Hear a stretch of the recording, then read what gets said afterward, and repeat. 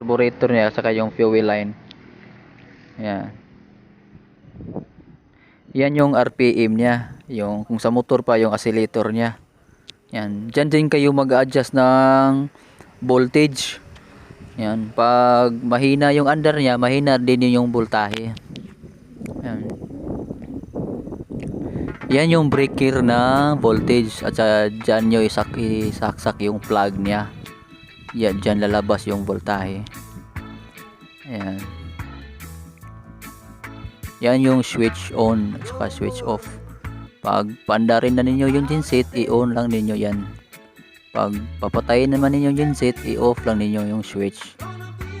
Pag turn on kayo ng breaker, i-on lang yung pag magkuhan kayo ng voltahe, i-on lang yung breaker. Yan, i-on natin yung valve niya para dumalo yung gasolina.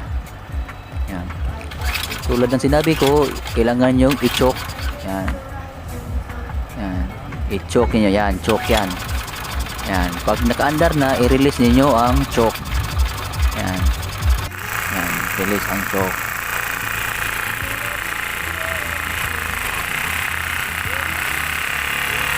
Obserbaran lang natin ha mga kaibigan.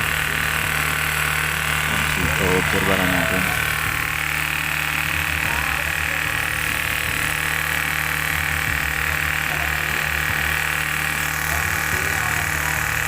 Mayroon akong napansin mga kaibigan, yan, napakababa lang yung voltahe niya. 7 volts lang, which is hindi siya normal mga kaibigan. Yan, napakababa ng voltahe na, nasa 7 to 8 volts lang. Ano kayang problema nito? Mayroon itong ibang problema. Yan. Dapat kasi yung normal niya nasa 200 plus volts yung display niya para magagamit sa mga appliances nyo, sa ilaw. Yan. So, ibig sabihin mga kaibigan, mayroong problema kasi napakababa lang ng voltahe niya. Yan, at 8 volts niya.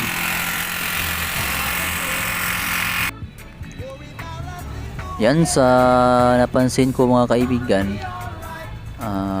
kaya pala napakababa yung voltahe niya. Yan, sabog pala yung kapasitor niya. Sabog, kaya pala mayroong problema pala. Iba. Yung kapasitor niya yan, kailangan nating palitan kasi sabog. Yan. Baka siya lang yung problema kaya napakababa ng voltahe. Kaya kailangan natin yang palitan yung kapasitor. Ayan, ito may bago tayong kapasitor. Ipapalit na natin itong kapasitor natin dun sa sabog na kapasitor. Tignan natin pag naikabit natin yung kapasitor na bago kung tataas na ba ang display ng voltahe niya. Yan, nakakabit na. Try nating paandarin. Ayan mga kaibigan, napakataas ang voltahe niya, 200 hanggang sa 300 volts. Ayan, napakataas ang voltahe niya. Yun lang pala yung problema na yung kapasitor, kaya pala napakababa yung voltahe niya. Yung 200 to 30 volts ma-adjust niyo yun kung yung kanina yung sinabi ko kanina yung sa RPM.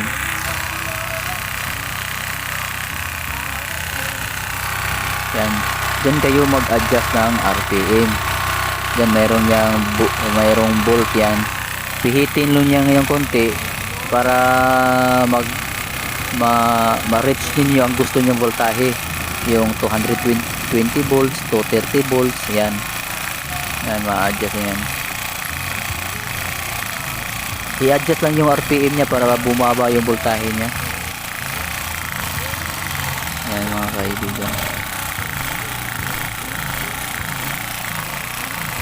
Di tulad kanina, napakababa lang yung voltahe niya, nasa 7 volts, 7 to 8 volts.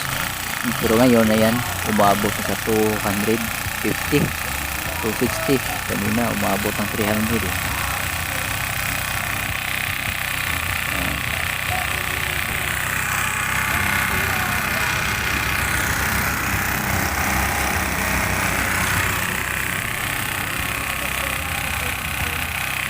Ayan.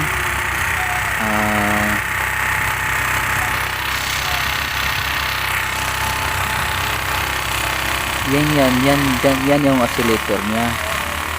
Dyan din kayo mag-adjust ng RPM para ma-adjust ninyo ang voltahe. Yan. Hihitin lang niyo yung maliit na bulb yung sa ibabaw ng carburetor niya. Yan. RPM yan. Okay, sana may natutunan kayo sa video na to. Maraming salamat sa inyo. At huwag kalimutang mag-subscribe. Hit ang notification bell. Bye bye. Maraming salamat sa panonood.